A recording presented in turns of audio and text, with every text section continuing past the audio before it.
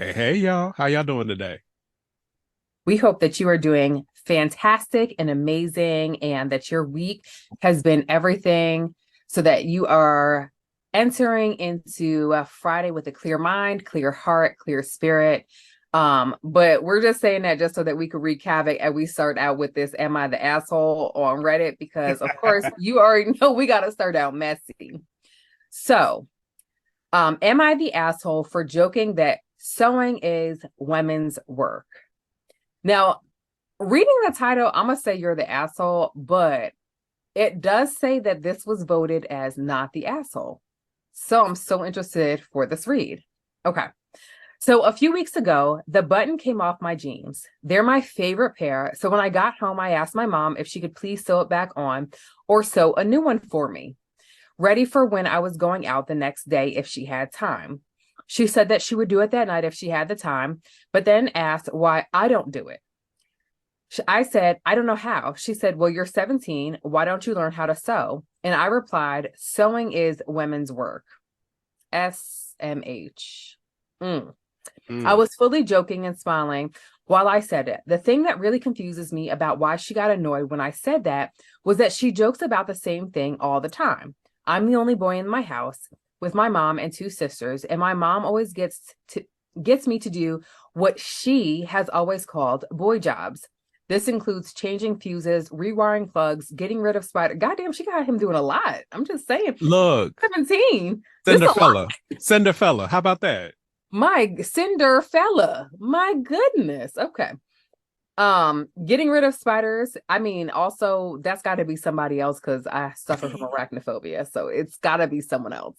Or just use a vacuum. I mean, but that's a different story.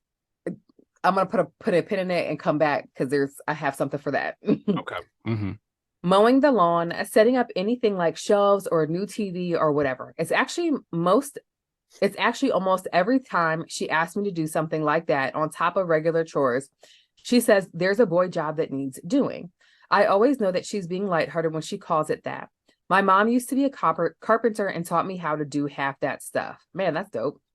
So I really was genuinely baffled as to why that joke pissed her off and why she seemed so shocked. Maybe the phrasing of women's work rather than girl job was a little too far. That's not a joke that I would have made to another female member of my family, like an aunt. I only thought it would be funny to say because we have a joking relationship and because she regularly says the opposite equivalent. I also sort of assumed that she would know I could only be joking because I thought it was obvious that I don't actually believe that, like I said, she taught me a lot of these things and I'm not a sexist person. Also, I'm writing this a few weeks later, and while the joke really pissed her off, it wasn't a huge deal or anything and didn't turn into an argument. When I woke up the next day, she'd sewed them on for me and it wasn't brought up again. I'm only writing this because I was wondering about it today, and I've still got no idea where or if I cross the line. All right. So first, he is 17. So I give grace Yeah. because of age. We give grace. And I also appreciate his emotional intelligence. Like, wait a minute, some cues are missing here that I messed up. Yeah. Yeah. So I appreciate that to come here to ask the question. Hmm. Um, because with the context and the background of the relationship, I don't think he's an asshole. Agreed. Um, now I think that this does bring up another question as we talk about equity and equality, though. Mm. Um, because I think we do hear that. We hear that, for a lot of people, they believe that so it is a woman's industry and stuff like that. And then also, too, when men do come into the sewing space, many do get upset. There are some that do get upset and that hold sewing in high regard as this feminine space. Hmm. So there are places that I don't feel comfortable, and that's Yeah. fine. I don't need you to be comfortable for me. If it works for you, it works for you. I have my own spaces to go to. There's Yeah. enough. But also then too, you can't get mad when I don't do certain things to follow your norms when you Yeah. use language like that. Yeah. Um, Double standard much? I mean, look. And so, like, if we gonna bring up a double, like, if we want to be about the standard, understand that Yeah. you're gonna have to hold up your end of the standard Yeah. to make it work. Right. And here's the thing, right? Like, and I get that she's a single mom, right? So Mhm. she's raising her son and everything like that. I do think that people can subscribe to whatever gender roles or norms that make them feel good. You know what I'm saying? Absolutely. Absolutely. Like, um, it's funny because uh, I just finished making dinner and my husband, so when my husband and I were dating and early into, in fact, my husband, when we were dating and up until the pandemic hit, right? I did basically all the domestic duties. So the cooking, I would always, but I was also like a blogger, it still am, but I did a lot of recipe creation and stuff like that, where I was, always cooking, always trying something new, always baking and stuff like that, always doing this quote unquote domestic woman's work, right? Hmm. Um, and my husband and my oldest child are now pretty much responsible for the cooking in the house, right? I have tapped out. And I think it's interesting because it doesn't change, it doesn't shift our dynamic in our home at all, right? Because I think that when you have a house, when you have a home and you have other people in there, you get to subscribe to whatever gender norms or gender roles that you feel like, right? And I think that he understands that, which I'm happy about. I do think that his mom was possibly dealing with something else when he said it, right? Yeah, absolutely. And possibly had some pre-existing feelings that he just happened to tap into that was triggering for her, right? Like we don't know what happened to her at work that day, especially since sounds like she has typically worked in male-dominated areas, like being a carpenter and stuff like that. Also, like we're having him do all this work at 17. I'm like, sir, can you come over from the UK and train my daughter? I'm just saying, Look, look, because respect, changing out the fuses, honestly, much respect to him for all the work that he is doing. because, It couldn't be because me. let's be real. When I got my first car, when I got my license, I was 22, maybe. Mm-hmm. Yeah, Wow. 22, 22. Oh, 22? yeah, I had a car accident, Julian, what did you do before then? the bus. Wow. Walked. So Incredible. I had a car accident when I was learning how to drive, and I was like, never again. Got it. Okay, that makes a lot of sense. I ain't like it. And now, no, but this is also a family trait. Mm. So my father also, he was in his 20s when he got his license as well. Now, no, Wow. I did not know him to own a car until maybe around 5 years ago. Wow. Hmm. Bus, Wow. a cab. He don't like driving. Um, so I call it it's a family trait. Um, but so when I got a car, I didn't even know how to pop my own hood. How about that? I mean, I feel like No, that's somewhat okay because how you it pop your hood wasn't. on different. It wasn't. It wasn't. I would when I opened up the hood, I was like, I don't know what I'm looking at. Mm. And you know what's funny is that like when I got my first car, I got my first driver's license. I got my driver's license when I was 16. Um, I bought my first car myself when I was 20. Mhm. Um, and my first car was a 1991 Honda Civic Si, Come and I on. drove stick. Oh Um, Jesus, no. yeah, I think every woman needs to learn how to drive stick. They do. Especially because as we're speaking about gender roles, like typically men always know how to drive stick. And then if something happens, then women are right. Well, Julian, you are not of the norm for many things, kind sir. I mean, No. and I will wear that as a sash. So Yes. And I mean that as a compliment. I know, because Yeah, honey, let me be the passenger, prince, princess, pauper, whatever you want to call all me, of it. the scrub. I don't care. All of it. If I ain't got to drive, I won't.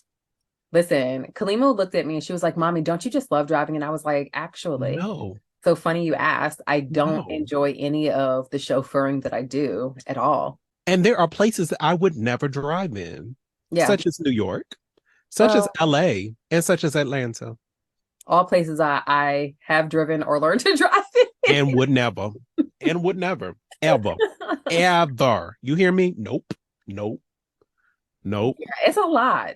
It's a Mm-mm, lot. It's a mm-mm, lot. mm-mm. And But you but want to as talk I was about reading, passenger princess? Man, listen, Denver get in that car when we have to go road trip someplace. I'd be like, so happy you're here. I never, not once, offered to be like, hey, did you want me to drive? No. Did you want me to turn something on for you to listen to? Because I'm likely going to be TKO in about 15 minutes. So, what do you want to listen to? I got about five. Look, that's the one place I will knock out like your kids after, Knock out. like Did I you see done her worked a sleeping 24 today? hour. Yes, I did. Like a 24-hour shift. But not her getting to, because, we went to the high school to go and fit these costumes, but not her being like, oh, that nap was so needed. I was like, sis, your neck doesn't hurt? She was like, my back Again, hurts. I want the supple bones because clearly I'm they like, still cartilage. Because I'm did like, you steal my cartilage? I'm like, my God, Yeah. like what type of milk you drinking? Because osteoporosis, I'm coming out with a hump or something crazy. Something. Jesus. Yeah. Mm-mm. But These also, kids, they be sleeping. in hearing about the story, it reminded me of my grandmother. Because my grandmother, of course, jack of all trades, could sew, could all Mhm. that stuff, Yeah. but also like had a workshop in the basement and would fix up lamps and would refinish furniture and do all that stuff. Come on, That was grandma. her. That was her. Come on, grandma. So like so it's like I guess in my family I've seen those balances, and even to this day it's funny because when it comes to Thanksgiving I go to my cousin's house, and it's basically the ones who are in the kitchen are me and my cousin's husband, Mm-hmm. not the women, or the women are just sitting down. Like if like they might, it's a potluck, so some people might bring dishes, but it's Yeah. basically me. Like I'm bringing cakes, I'm bringing mac and cheese, I'm bringing stuff, Yeah. and then he's doing meats and stuff like that. Like Yeah. like my cousin, what does she put in the oven? A pack of heat and serve Parker House rolls. Those rolls are really good though. They are, but she don't cook. She don't cook. But I love that because I love the challenging of the quote unquote gender norms, right? Because honestly, let's be real here, what's normal? And I feel like even if we take a look at what norms are, right, we would have to go back and switch things out. Because when you think about it, like men wore makeup, now women do, right? Absolutely. Men wore heels, now women Absolutely. do, right? Men wore skirts, women wear skirts, right? Historically speaking, even when it came time to colors, pink was Pink. for boys because It it's such a was. strong color, It was and closest powder to red. blue was for boys. I mean, for girls because it's such a soft color. Absolutely. I think it's so interesting now how the hyper masculine will throw up these gender roles and these gender norms. Of course, we touched on this last week with Terrence wearing his dresses and being accosted by unwanted comments. But I feel like even when we challenge these gender norms, if we're going to challenge the gender norms, let's take it all the way back. Like, let's take it back. You know what I mean? Because if we do, then we also see that sewists were Whereas, men. yeah. Right. Yeah. And So actually, in most professions, like mhm, if you're thinking of professional designers and stuff like that, a good portion of them are men. The ones that are making men. money are Right. usually men. As I think it was Celine just no, Alexander McQueen just kind of switched heads from Sarah Barton to Mm, another back to a sadly a white male designer. mm. So literally all of the heads of fashion for this brand, and don't give me the line. I know the name, but I can't remember it off the top of my head like I can most other things. Um, most of their design, like head design staff, are now all like middle-aged white men heading mostly women's wear brands It's and insane to designing for me. this very much white male gaze. Mm, There's just so many constructs and stuff that we still need to break down on a daily yeah. basis. Yeah. Um, and sadly, as we breaking them, I feel like it reminds me of the Women of Brewster Place, the movie, and when they up here Mhm. with the tire irons and tearing down Yeah. that wall and trying to break through, but it's like layers of bricks, and it needs to Layers. have multiple people helping in the process to do it. Yeah. And we also have to realize, as there are maybe multiple people on the front lines helping to do this, we do also need to replace them and make sure that they're replenished. Because a lot of times you are expecting them to take all the heat and do all the work. not and expect them to never get tired or never faint. And that's not Hmm. how this works. That's not how it works. Because it's a marathon, and you have to, especially, it's not only a marathon, it's a relay. Like there has to be multiples in this process if we want to get Right. We to got to hand it off to the next person so that they can run with it. Yeah, absolutely. I feel like that is one of the reasons why, um, like, I think that's so important that the generation that comes after us is still feeling empowered to create and understand the impact that they have, especially within our community, as creatives and as Mhm. sewists and as creators of clothing, right? Because I also mean knitters and crocheters, right? Because these people, I feel like the generation, yes, we're taking risks, but I feel like every generation that follows, right, we all feel more empowered to take these risks. And we're, the more we push that envelope, the more we press, the more we fight to be seen as creators, the more likely we will get recognized for our contributions versus it being erased or attributed to white men. Absolutely. Absolutely. I think that especially in our previous generations, and we do honor those who have come before us all Absolutely. the time. But in the analogy of of a relay, I think so many people are concerned and do not want to give up, like pass the baton, because they Yeah, want to be the ones to hit the finish line, not right. realizing that technically there's really not one yet. There's not one. And So honestly, whoever hits it on the shoulders of those who came before them. exactly. We all hit it. Right. We all get there. We all Yeah, win in the process. But absolutely. I don't think people have always thought of it that way. So we have not been operating that way and have not been training the new generations coming how to be prepared to take on the race and take on the mantle. Right. But I do think that, of course, of course, I'm repping Black Sewing Network right now with my hoodie. You guys can't see me. But I do think that this is the reason why the Black Sewing Network and other networks that are similar to this are so integral in the growth, right? Because it is community over competition, is how can I help you go further versus I see you as someone now I have to go further than, right? It is how can we collaborate and grow together versus now I got to take you down so that I can succeed. It is, there's space for all of us to win, right? There's space for Absolutely. all of us to rise. At no point in time when you put a loaf of bread into the oven, do you see the grains fighting with each other? Like, no, it's my turn to rise. No, it's my turn to rise. Now we all rising together because there's space for everyone. And I think that is really, really important. It absolutely is. I think, but there's so many structures of unlearning that needs to happen Mm, so that that can be the that norm. unlearning is key. Yeah. Because I think, and we always talk about like the crabs in a barrel mentality and all that this Hmm. stuff. But we never talk about how we learned that and where that came from, because Right. it was not just by happenstance, it was by design. No, And we have, and most of the time it's expected for us to do that, but there's no practice given and no models of how to do it in like a systematic way. So exactly. without that, we get the same results because we have not fully recorded the method to banish that part of it. So, Yeah. I child, we ain't supposed to be talking about this. This was I not where know, I this was supposed to know. go. We were supposed to be moving on. So you know what? Speaking of which, let's use that to move on and transition into our topic of today, which is, of course, sewing hard things, or rather even Oh, taking hard thing. risks with sewing, which I think is a fantastic topic. If you tuned in today, I sewed with me on YouTube Live, I sewed Julian's fall pattern, ME 2009. And as soon as I saw his fit photos for it, because of course I was privy to this before everybody else was, I was like, ooh, I gotta make these. I really wanted them for myself, but I was like, I know I gotta make them for my husband. And I have wanted them for more than a year. But for me, it's always a challenge. There's a lot of sewing challenges that I face, honestly, or there's a lot of things that I'm very scared of. When it comes to sewing, like menswear is definitely one of the things. And because I'm not shaped like a man at all.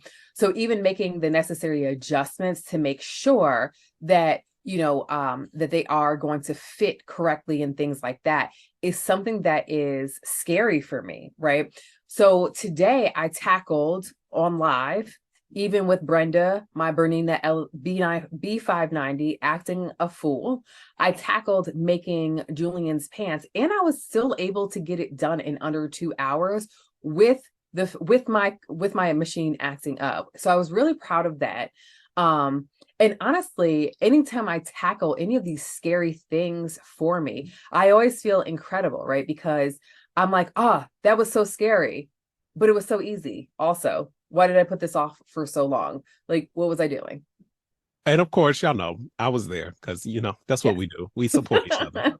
And I kept on saying, like, I told you so. I Right, told you so with this. right. But I think we all have those projects that we shy away from. I think for me, Hmm. mine was a suit. Mine was my Frocktails outfit. Um, Hmm. terrified. I do not know why. What was the Um, hard, what do you think was the scariest part about the suit for you? Like, was it something that you hyped up in your head and then, came out, or were there certain techniques that you were like, oh, like I'm a little nervous about tackling this technique?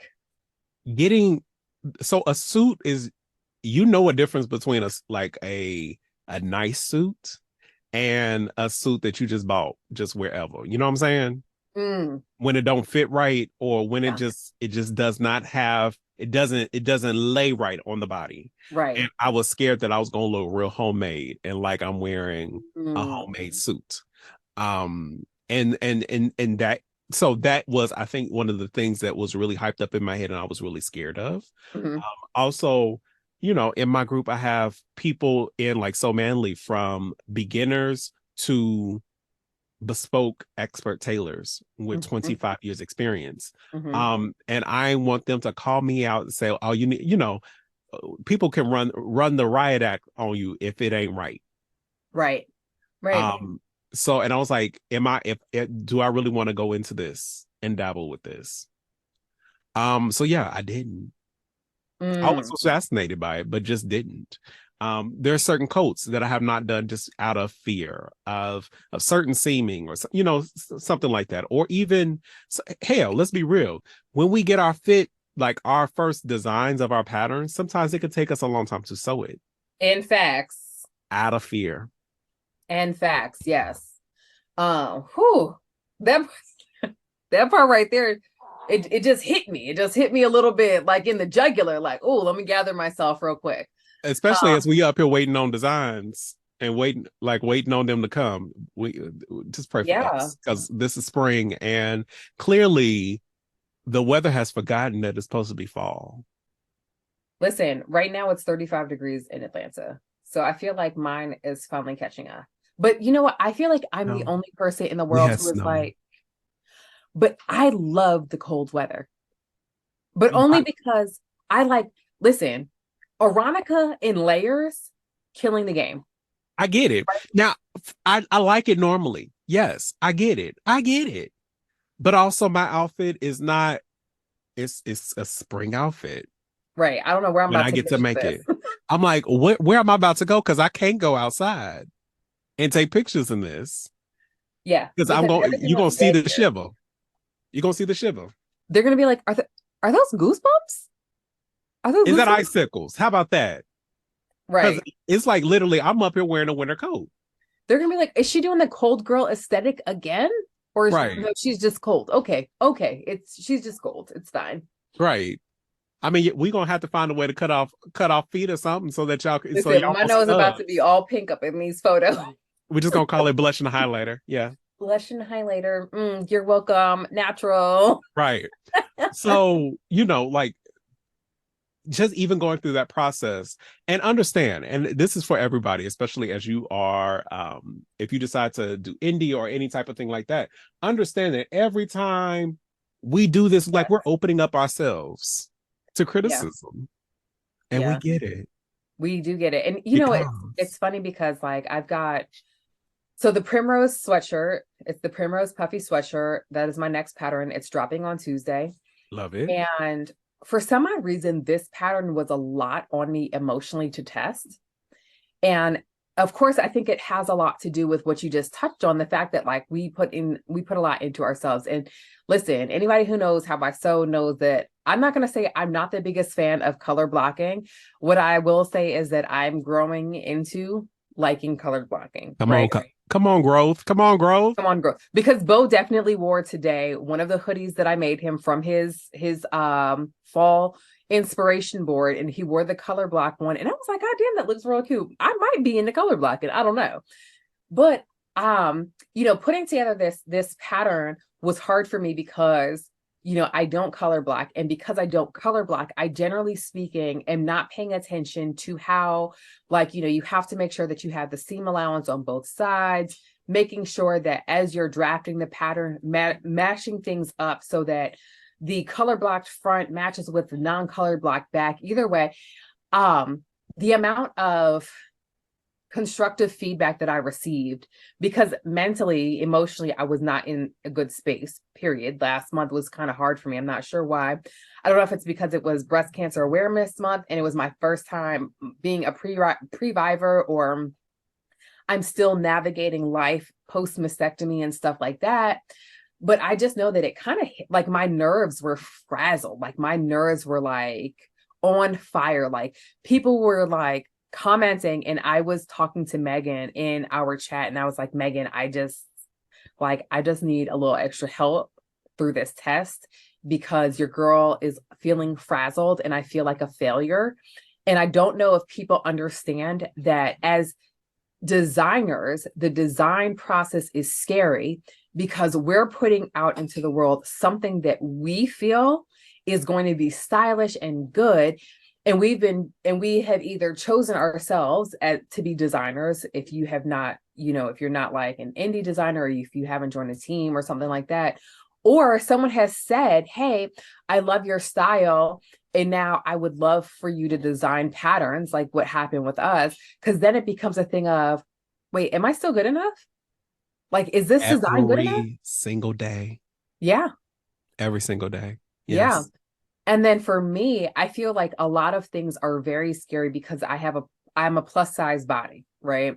So pants are scary for me to make, but they are some of my favorite things to make because while I love to wear skirts. In fact, actually, I just published a sponsored post about these chafing shorts. They're Which I saw. anti-chafing, Right.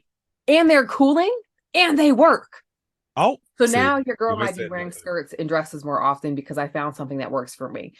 But making a tailored pant or making a tailored outfit as someone who's plus size is extremely scary, right? Because my body gets more 3D if I sit down or if I squat, whereas everybody else bodies don't always do that. And so it's like, did I tailor it the right way? Or even sewing with wovens is like, I'm just gonna size up because I can always take it in, I can't let it out. You know what I'm saying? So those things are very scary for me. And I say that as someone who only has one knit pattern with Nomi and everything else is woven.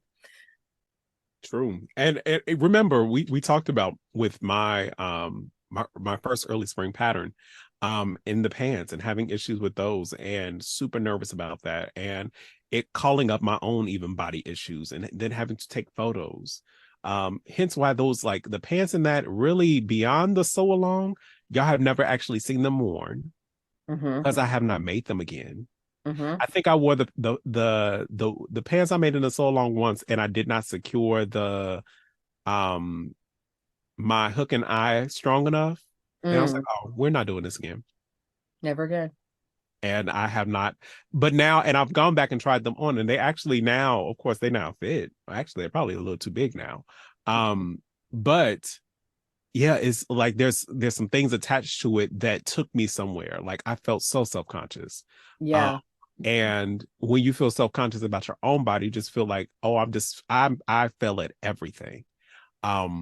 In this process and like literally just ready to like go ahead, y'all ain't gotta hire me no more, like y'all can just go ahead and fire me, I'm good.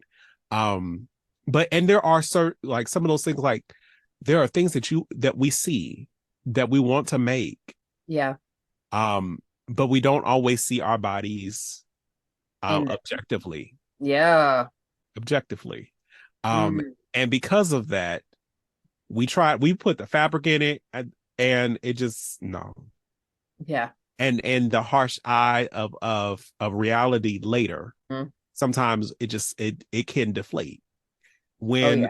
especially when sewing can be your sacred, like it's a sacred Your safe act for space. you Yeah. and a safe Yeah. space. It feels inundated, it feels threatened, it feels Mm. attacked, Hmm. and it takes a little bit of time before you get back to the equilibrium of it. Yeah.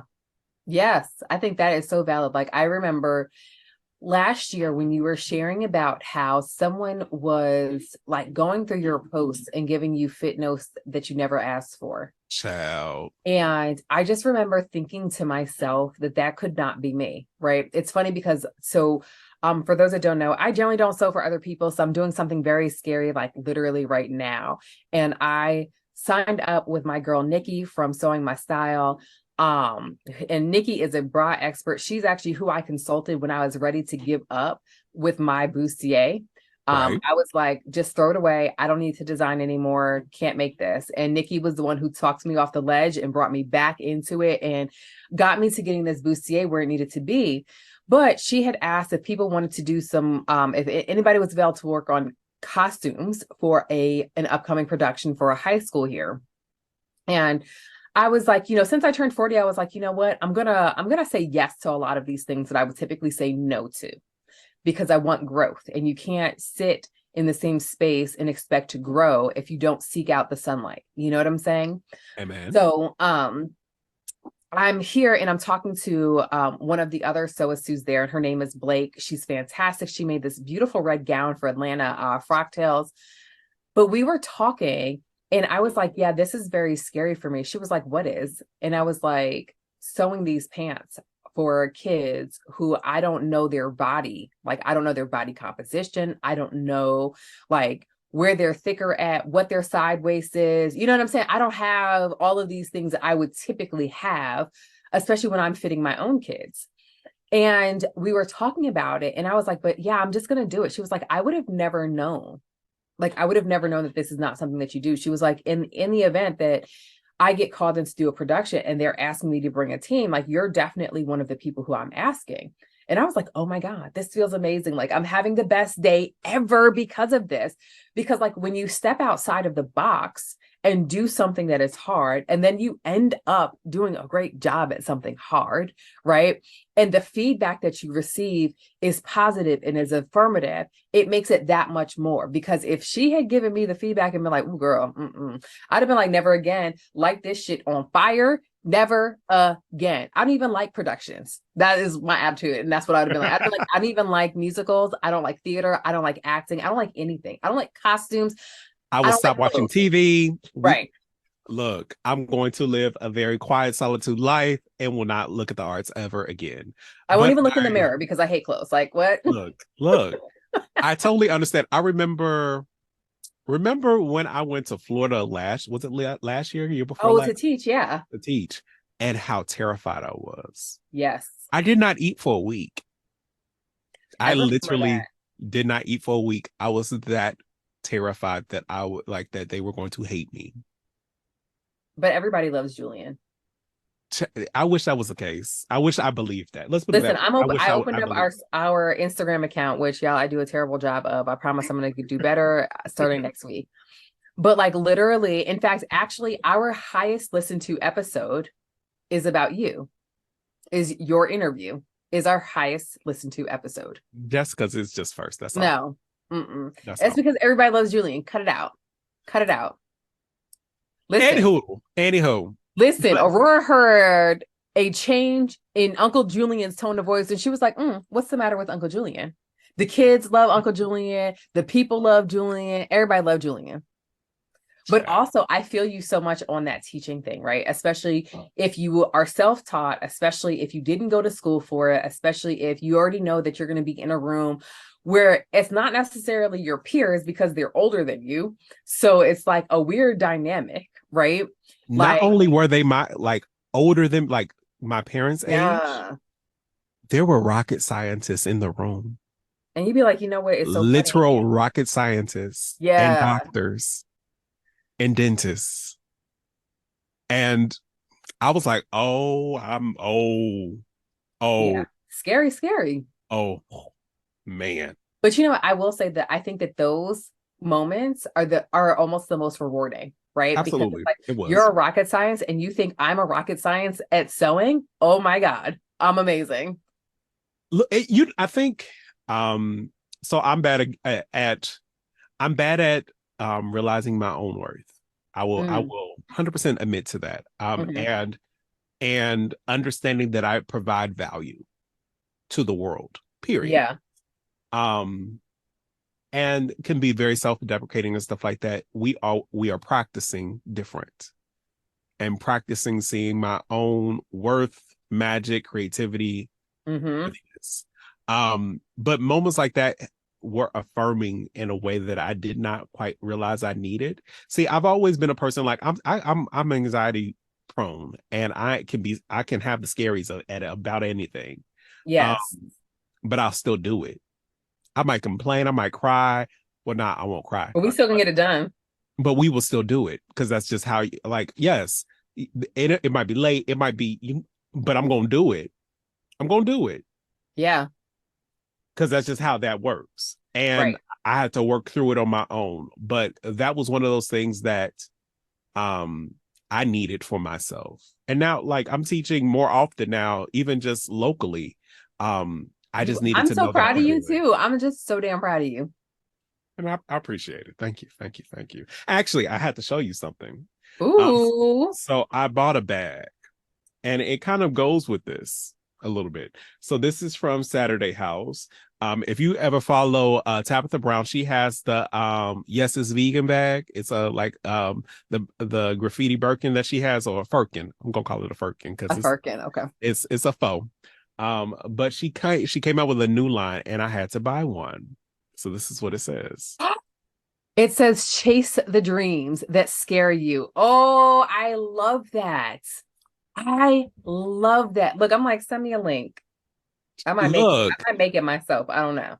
I, we ain't gonna talk about it on here because feds and all that other good stuff, but Not the fizz. it could be possible. Any hoodles. But they're actually having a sale coming up. And I love it because it's black owned, and I think there's like National Bag Day, and if you buy it at the right time, you get another free bag. Oh, I like free bags. And these bags ain't cheap. Yeah. So They're I not. bought some tote and carry bags, Mm-hmm. and I bought bundles when they have buy one get one free. I Mm-hmm. got like 8 bags for like $200, and they're leather. Yeah, this bag was not that. This one bag was $550. Wow. You better chase them dreams, boo.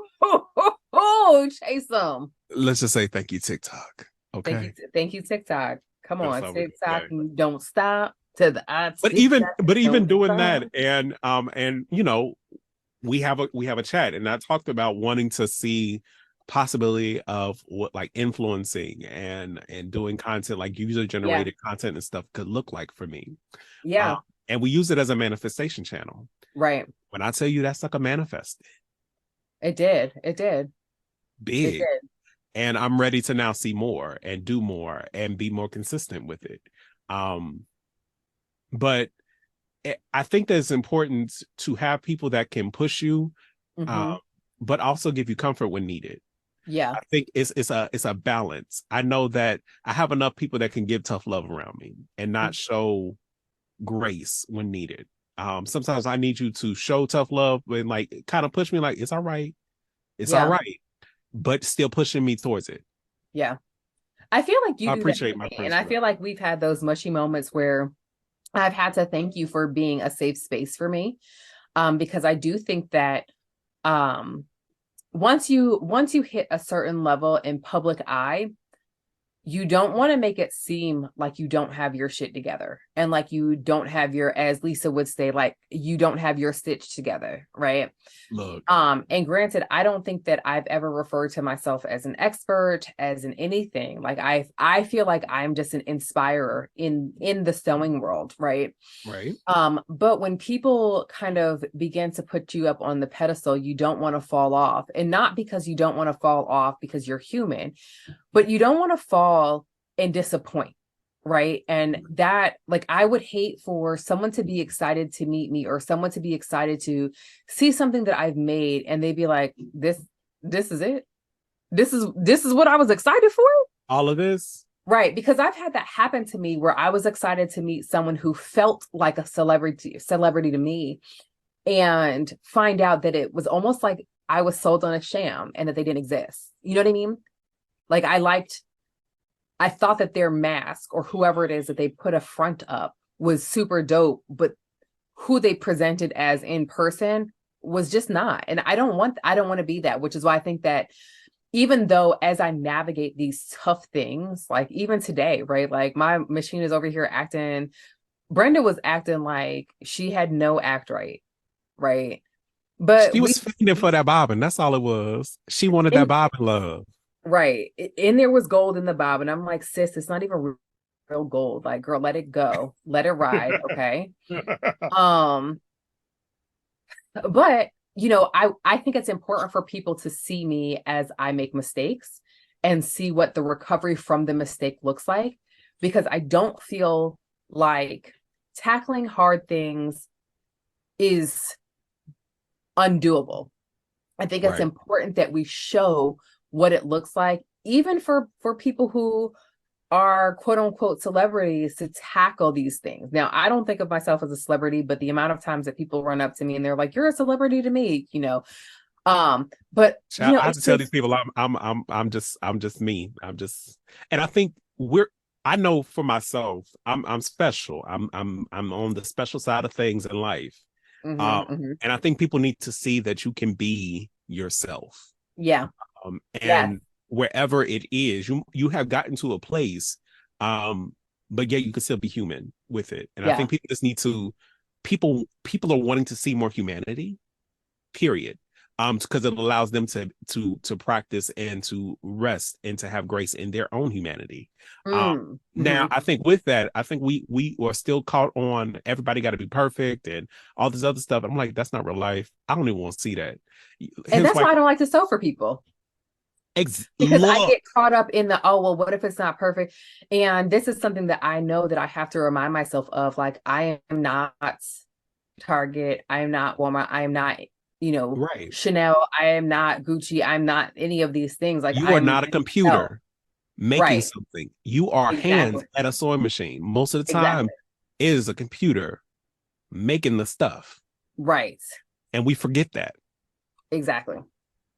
And I think that there, and even the competition or the perceived competition that's out there that doesn't actually exist, right? Because literally Mhm.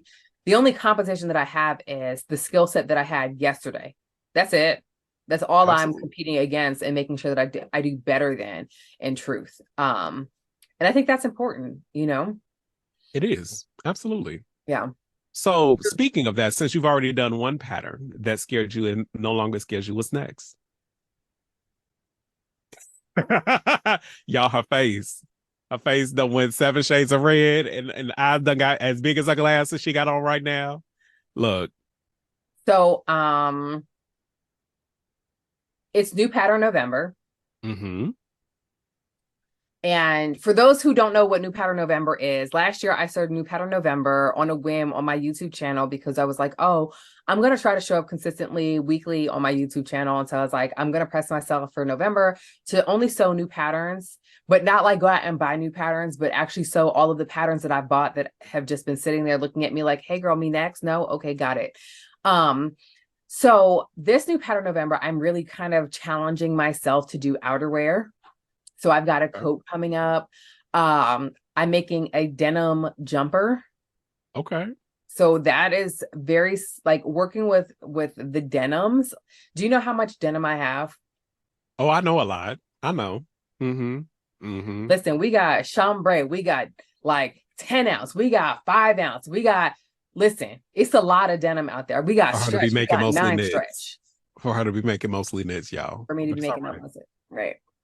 It's all right. So my focus this month is really kind of pressing myself up out of that fear, right? In fact, I wrote about this today in today's blog post that's on my website, talking about how sometimes and oftentimes in like embarking on these new patterns themselves can be scary, because we don't know the pattern drafter's block. We don't know how we fit into the patterns. We don't know what their tutorial is going to take us through, especially if we hit like a hiccup where we don't know how to just kind of navigate it through ourselves.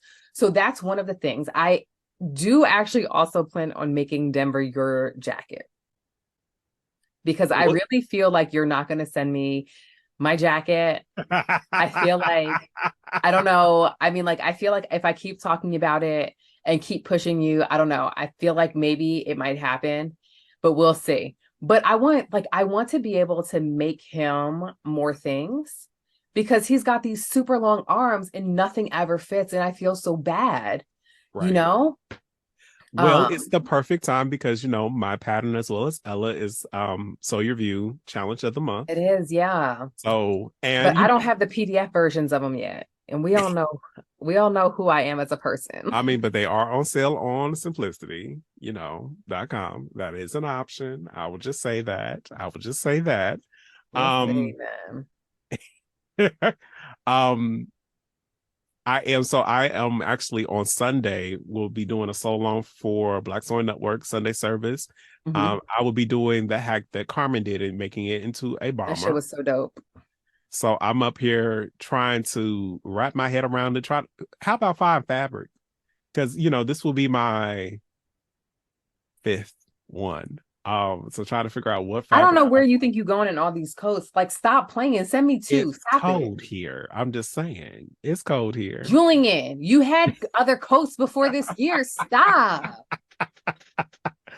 I'm now expecting Ah, two coats in the mail. not two. Wait a minute. It was Two only coats one. in the mail. It was only one. You It well, was, you making another one now, but it's gonna be a bomb. It's gonna be short. That's different. That's different.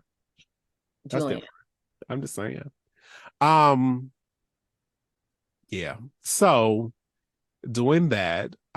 It's my birthday month, and I still don't have a birthday outfit. Man, I don't know how you're gonna top last year's birthday outfit with them pink, that pink version of Norris's jacket. I know.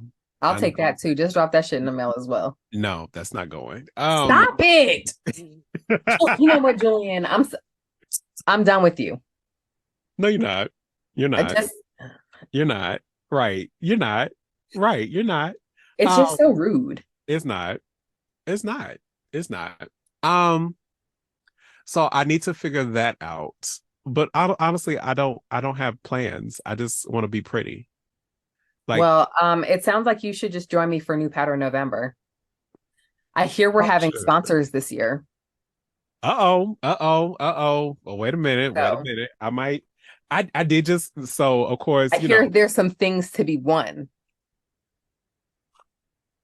so I guess I need y'all to comment on all the platforms. Tell me if I should join, and if I should, what should I make? Give me All some I'm saying ideas, is there's some prizes to be won. because So, I do have some new vintage patterns that I could choose from. There are some things, or I could draft my own. or you could draft your own. I mean, there's one. I'm still waiting for the Bo Polo to be drafted. It's already been named. Oh yes, it has. It has. Yeah. It has. Somebody was like, "Oh, are you gonna draft a pattern for your son?" I said, "Well, I was, but I handed that off to Julian to do." So now I'm waiting for that. It's already been named, the Bo Polo, Okay. Okay. and we'll add that to my list to make too. Mm-hmm. Let The me wheels are breathe. turning. The wheels are turning, They people. The are. wheels are They are. turning. They are. They turning heavy. But They okay. are. That they're Yeah. You know what? My final thing, and this is, we actually have a listener submitted question. Oh, I know all right. it's a surprise to you, but my final thing that I really do think that is hard for me to do, and you talking about the jacket patterns brought this up for me, is it's really hard for me to make patterns that are not offered in plus sizes, right? Um, in fact, someone had asked me on Instagram, like, like, do I feel a certain way that all of the Noe patterns aren't offered in plus sizes, right? And Yeah. I would be remiss if I said that I wasn't bothered, right? Because I am. Especially because there are so many talented designers that are designing for Nomi, and I want to participate and I want to make the things and I want to join. And yes, I could grade, sure. Um, but one of my values that I really just can't even compromise because I feel so strongly about this is that I'm not going to grade if it doesn't come in my size. Because if most of the population in the world today is plus size, right? If we're talking about the average size in America is a 14, 16, then there's no reason why these things shouldn't be made in plus sizes. So that for me is very, very hard. It's very, very hard for me and very difficult for me to see patterns drop and to not be, even any place near. They'll call like a 4X and you have like a 45-inch hip. And I'm like, that is not a 4X. That's No, not a 4X. That's that's me skinny. look, that's like a large, extra large. Right. Mm-hmm.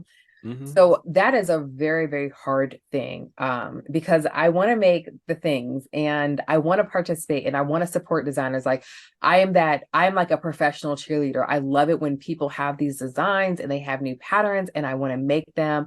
But it's hard to not be included. So that Absolutely. is my final hard thing for me. And I think to counter that, I think that you have the skill, the knowledge, the know-how, and the community to do it yourself. Yeah. Yeah.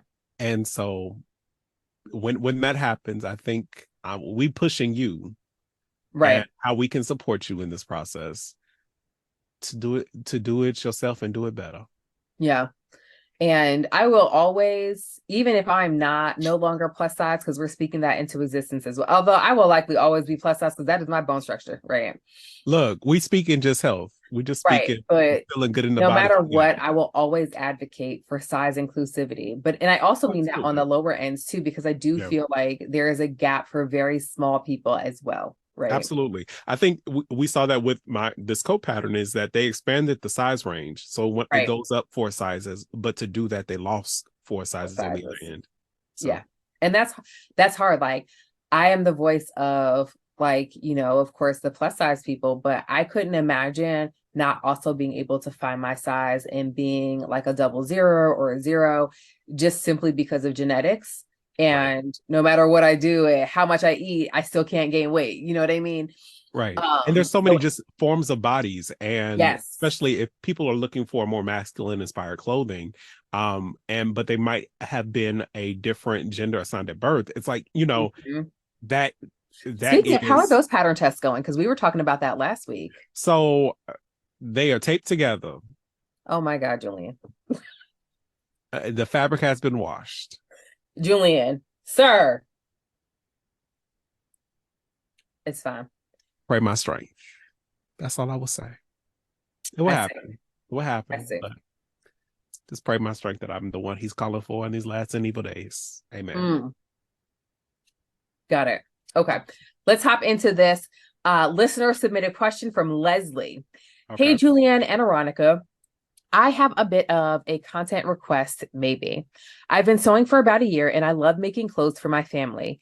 I guess I'm an advanced beginner. I know that at some point I'll want to upgrade my machine. I have a Brother SE 400 and it's fine, but it's the only machine I know. I have the classic Brother Surger too. For those who are like, what's the classic Brother? Yeah, Definitely 34D. 34D. Mhm. I'm not a brand loyalist, but I've never used another brand. And you've got me curious about Bernina, as you should be. Can you share some tips on what new sewists should look for when considering Bernina? Maybe share some info on the differences between other brands and Bernina and what the difference is between Bernina and Burnett. That Okay. was a lot. Sorry. Listen, we don't accept apologies, okay? Not apologies for questions. We only And accept your welcomes. we can talk about this a lot. We can I talk about if this. if y'all didn't know, I love machines. And in my love for machines, I like to help people and empower people to help make a good Yes. decision for what works best for them.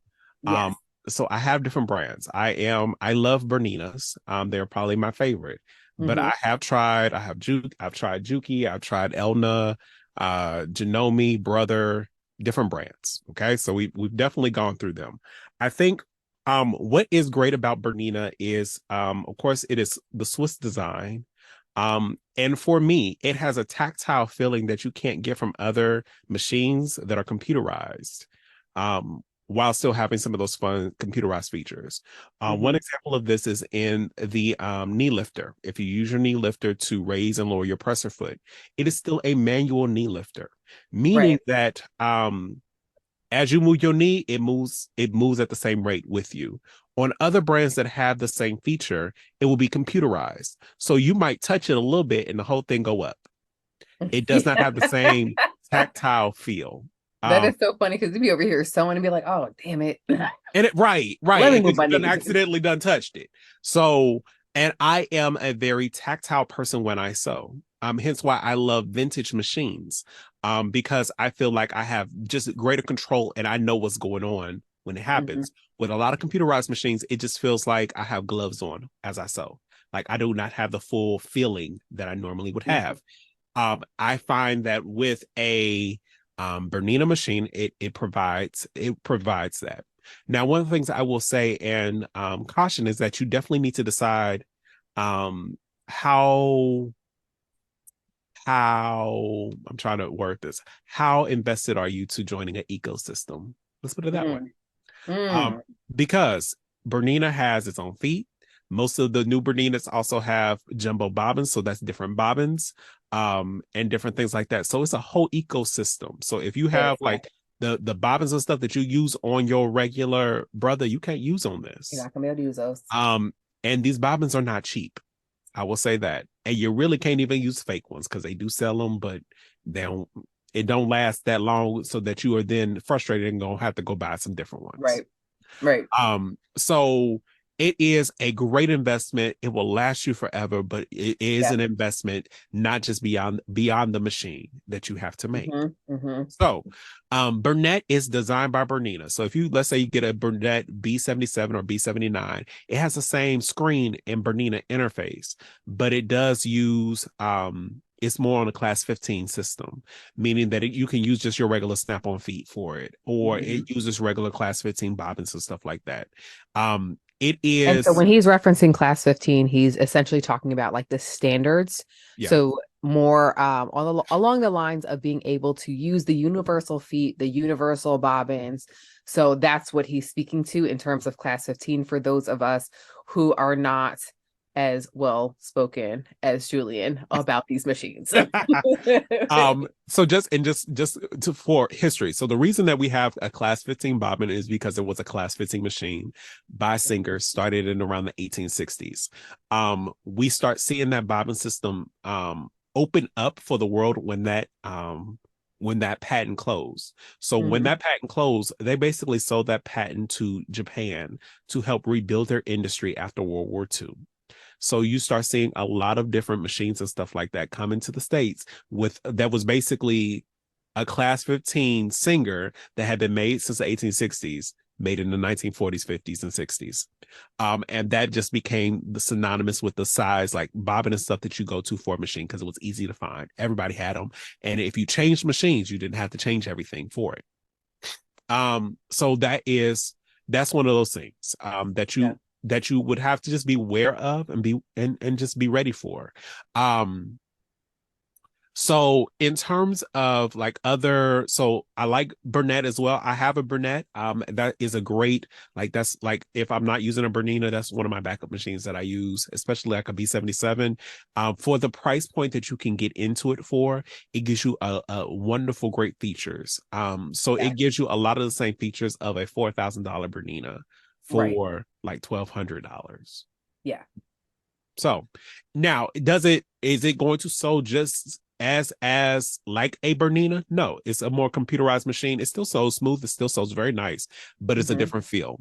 Um, for around the same price, let's say that if size was a big thing for you, meaning that you wanted, if you were doing quilts and stuff like that, and you wanted more Size matters. space, look. It So does. That's why I'm in the B590 and not the 790. either way, yes. So if you want more space to the right of your needle, so this is your harp space. Other machines that have, so a B79, B77 has, I think, like 9 inches. The 5 Series Bernina, that is 8 inches. The 7 Series Bernina is 10 inches.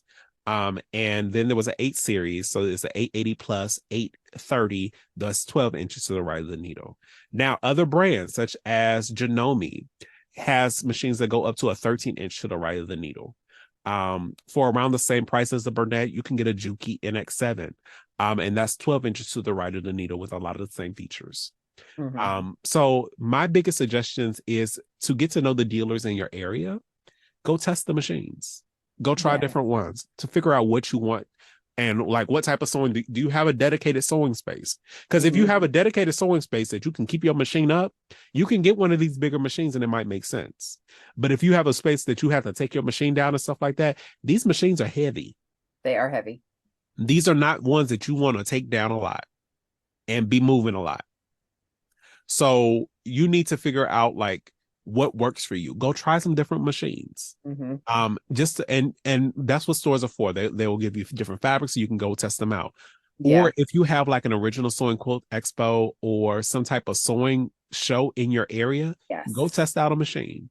That's actually one of a great time to purchase them, because what happens is that at these shows, the last day of the show, they sell, like if you take classes, there are brand new machines in all the classrooms, all different Mm-hmm. brands. You can literally buy a machine there and it's sold as Yeah. a demo, because it was used, but it was Right. only used once. So you'll get your discount.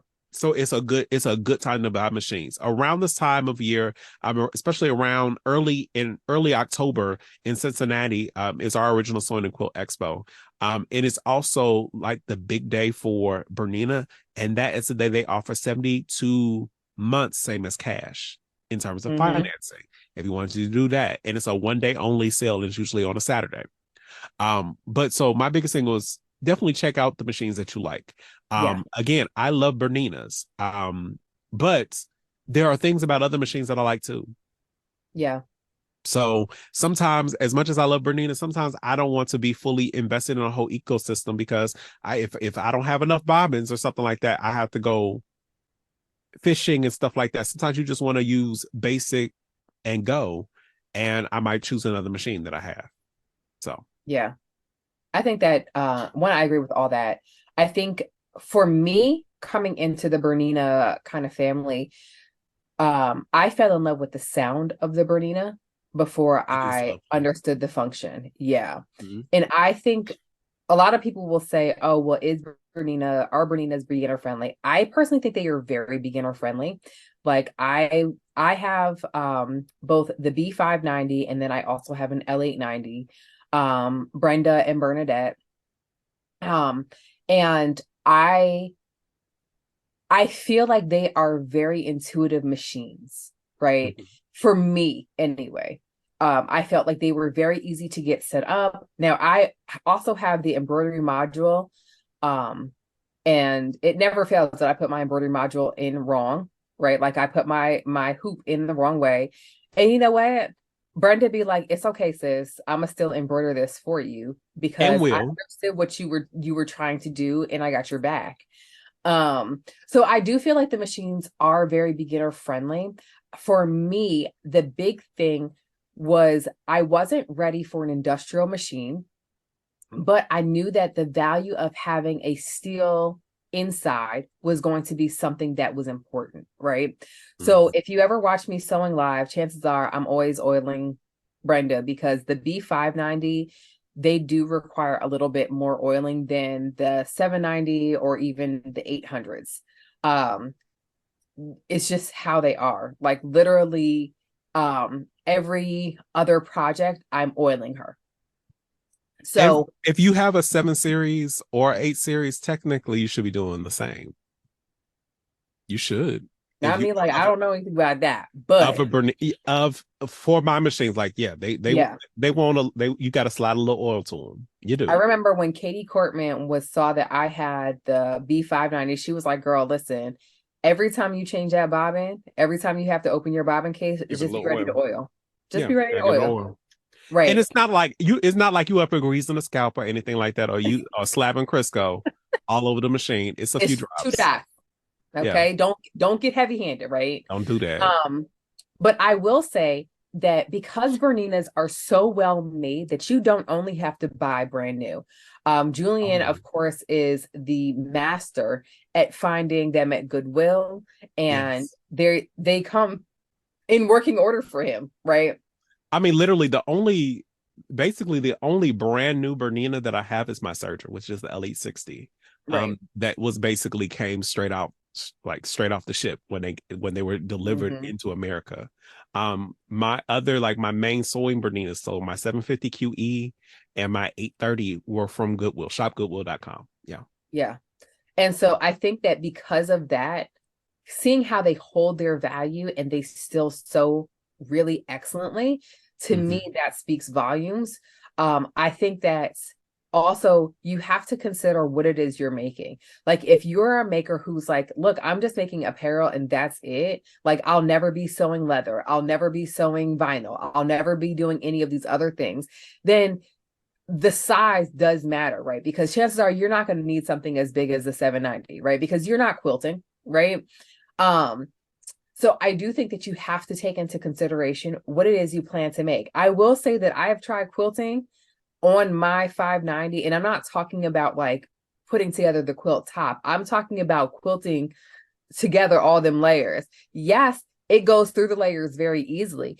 But as Julian talked about how many inches are to the right of the machine, and he was that specific for a reason, Size matters. size Size. matters. Okay. And even as a garment sewist, because I have larger hooped like heart machines, Mm-hmm. that's what I prefer. So usually for my main sewing machines, like it's going to have to be at least 10 or 10, 12, or 13 inches to the right of the needle. And even an industrial machine is usually like 12 or 10 to 12 inches to the right of the needle. And I Yeah. do also have an industrial machine. And the reason I like Bernina's and like they sew very similarly. I Mm-hmm. use now because like especially when you get into some of these like my 830, that was so the 8 series top of the line Bernina's, they are a special beast. They weren't even called sewing machines; they were called sewing computers at the time when they came out. Um, the bobbins do different things. They roll up. Mm-hmm. It's a different beast than a regular machine. Yeah. So a lot of like my straight stitching and stuff like that, I would do on my industrial.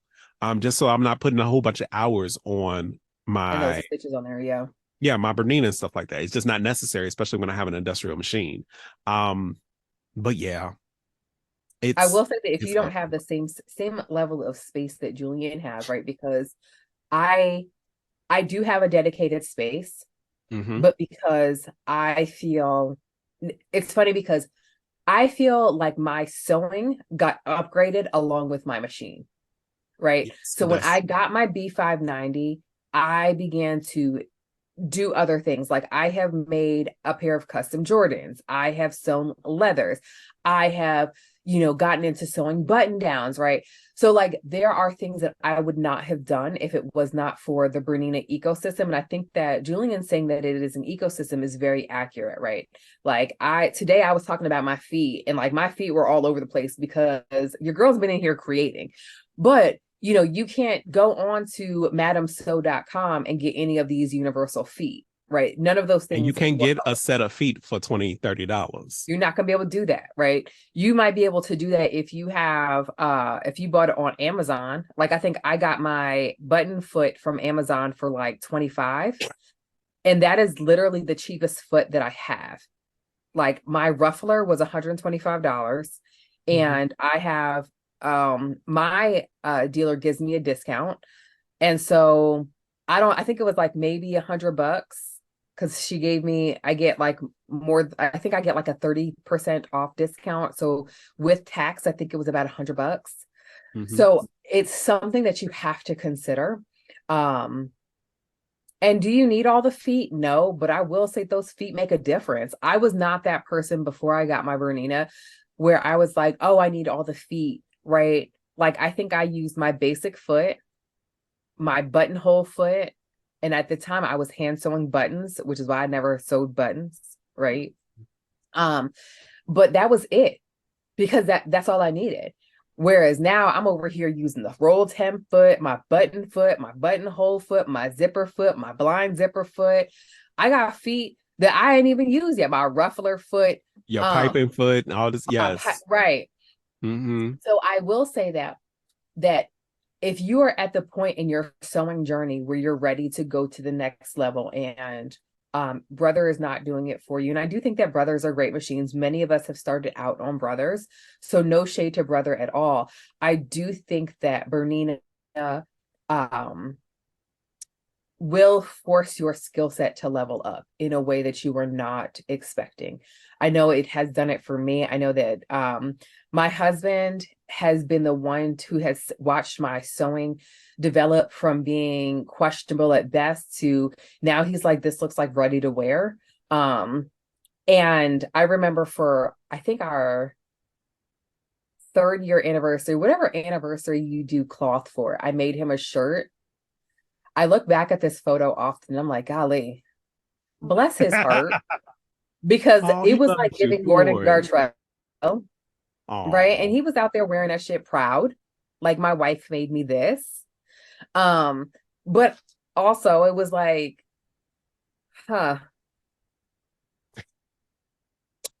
thanks for wearing look, it, babe. But sometimes, also take it off. Like, sometimes, so I sometimes. think that you have to go into it with the knowledge that, one, finances, don't let them be your deterrent, right? Because there's always a workaround to the expense behind Bernina, whether that is in buying used, whether that is buying the feet off of Amazon or in a lot off of eBay or something along those lines. Berninas will hold their value. Make friends with your dealer, like Julian said, Absolutely. because they will be the ones who call you and be like, hey, listen, we're doing a floor sale. So all of our floor models, which are already marked down, are going to be marked down even more. And also understand that you can't go into Bernina and say, oh, I'm going to just get this one foot. Understand that this is an ecosystem and that this is a family, literally, right? Whether you are being family with us because you are now a Bernina user, or you're in a family with you, your machine, and them feet, okay? But I feel like it is a worthy investment, and it will absolutely improve your sewing skills. And if you're considering yourself an advanced beginner, it does sound like, this is something that could take you to that next level. And it doesn't even have to be some of the big ones. I think also think about your budget. And in becoming friends with your dealer, let's say that it's not a floor sale that they're having. If they get one in on trade and they know that you On want one, trade. Yep. they could give you a call. So They're that's going to that's give you a call. also, especially like having that relationship with dealers, period, like the dealers in your area. Look at their Mm-hmm. pre-owned areas first sometimes, because Yeah. you can get a great deal on a machine that has at least been serviced. And most of the time, if you buy Mm-hmm. it from a dealer, it also comes with some type of small warranty, at least. Yeah. If the manufacturing warranty has run out. Yeah. So there's so many different options. What I've done, like my friends know, people know who sew. They don't mind hitting me up in the inbox saying, like, hey, I found this. What do you think? Yeah. And I'll answer, especially now. I do that mostly for vintage machines. Mm-hmm. But like certain Berninas and stuff like that, I don't mind doing that as well. And again, just know your budget and know what you're willing to spend. Because even so, currently the model numbers they usually are, I think it's a 35, 65, 75, and like a 90 are the model Mm-hmm. numbers that you normally see. Before that, you saw some like 50s, some 80s, and different things like that. So it was a different numbering system the last generation Yeah. of machines. So they are still in the thousands. Um, Yeah. Even some machines that were like 15 years old or even 30 something years old can sometimes go for upwards of $1,000 for a Bernina. Yeah. Because they Listen, are Bernina needed to have sponsored this episode. Man. because they still, but I mean, but they hold their value and they work. They work. Yeah. Now, I will say on some of those older models, understand that if they have a computer board or anything like that, they are no longer manufacturing those, but you can Mm-hmm. find people that, like, if something goes wrong, that you can get it refurbished, replaced, or something like that. But also that's going to cost money. So Mm-hmm. especially when you get into I think I have one computerized 90s Bernina. It's a 1090. So it's similar to the 1008 that they used to have, which was their You like said a 1090. Not I me know. over here like Google. What is a 1090? So I mean, look, when I say it's like 90, I think this came out like 94 or something like that, maybe, or even 90. It was one of their first computerized machines. It's when I say it's a small, like I think it's maybe like 4 inches to the right of the needle. It's small. But it is that line of machines, that 1000 series line of Oh, it's machines, so cute. it's one of my favorites. Like I have about 6 of them. Because like for Can you classes, send me one? now ma'am, All now right. ma'am. Okay, I digress. You're not gonna send me no jackets, no machines, I gab, mean, she just try to pull from my whole inventory, my pulling whole from collection. it. So but yeah, it's one of my favorites. Like, and a lot of times they will use those. You will find a lot of designers use those. A lot of people in school, if they can find them, they will use them because they just last. They just last and they run smoothly, and it like it's no issues, no muss, no fuss. I love those machines. But I will not no longer get like the computerized one. There's like one that's a 1030 in that same line that has a lot of the same features but does it's not computerized. I will get that before I will get that computerized one again. Just due Mm, to age, and computers ain't weren't built to last 40, 50 years. So you're right. um there's that. But also we love Bernina, but check other brands just so that Yeah, you know what you like, because it sounds like you have a big box store brother. A brother from a dealer is a different beast. it is. Yeah. It's so it's totally Listen, different and than some of what you those have. brothers, they be brothering. So especially like a pace setter or something like that, and a novice that you get from a dealer, like a dealer type of model, it's a different beast. The same with some of your genomes. Like you have your genomes that you find in your big box stores, but then when you get into the memory craft series or something like that, it's a different beast. So just something to be mindful of. Yeah. And of course, if you have more specific questions, Leslie, please feel free to definitely hit us back up in our inbox on the Audacity on Instagram. And that goes for any of our listeners. Definitely submit your questions, submit your comments, submit whatever you would like to, especially if you'd like for it to go on air and have us talk about it, address it, etc. But we are going to go ahead and wrap this up right now. Question of the week is, what is something that scares you about sewing? Definitely cannot wait to see some of these answers. And I promise y'all, I'm going to do better on this Instagram account. So go ahead, Julian, give us your boy six voice and take us on out. Now, boy six. Well, everyone, thank y'all so much for listening this week. We hope that you have a wonderful, creative week, and that you find some time to get into your happy place and sew something. So until next time, y'all.